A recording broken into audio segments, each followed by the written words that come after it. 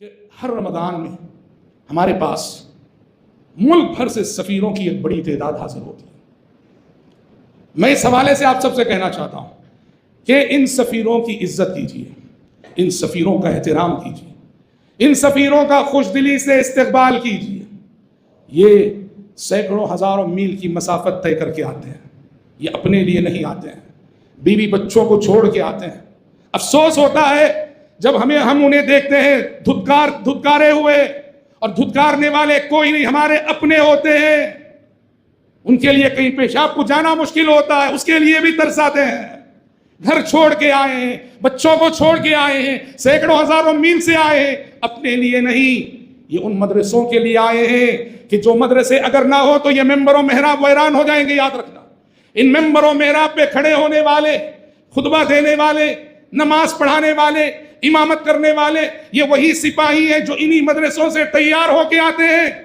اگر آپ نے ان سفیروں کی عزت نہ کی تو آپ نے گویا مدارس کی اہمیت کو آپ نے سمجھا نہیں۔ مدرسے دین کی قلعہ ہے، مدرسوں سے ایمان محفوظ ہے، مدرسوں سے اسلام محفوظ ہے، لہذا ان سفراء کی عزت کیجیے، احترام کیجیے۔ ہم مانتے ہیں کہ ان میں اکا دکا دو چار دھوکے باز بھی آ جاتے ہیں، بے ایمان بھی آ جاتے ہیں، لیکن دو چار کی غلطی کی سزا سب کو مت دیجیے، تحقیق کیجیے، اور تحقیق کرنے کے بعد جو ایماندار ہیں ان کا ساتھ دیجیے، خوب مدد کیجیے، ان کو کسی بھی طرح کی اذیت مت دیجیے، تکلیف نہ دیجیے۔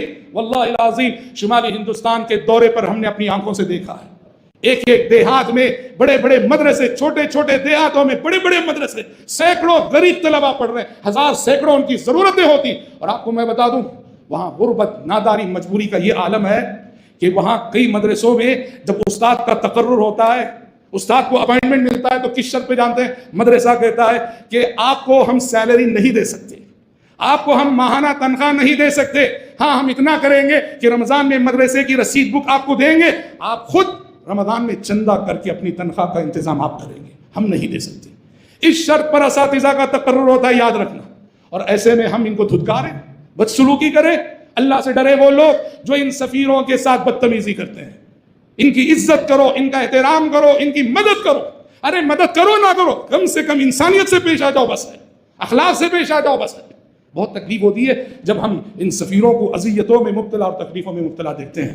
ان کی عزت کرو، ان کا احترام کرو، ہمارے مدارس زندہ رہیں گے اور مدارس اچھے چلیں گے۔ رب العزت سے دعا ہے کہ پروردگار عالم مجھ کہنے والے کو اور آپ سبھی سننے والوں کو اس ماہ مبارک میں اللہ عبادات میں بھی زیادہ سے زیادہ آگے بڑھنے کی توفیق عطا فرمائے، اور خدمت بھی زیادہ سے زیادہ کرنے کی توفیق عطا فرمائے۔ اللہم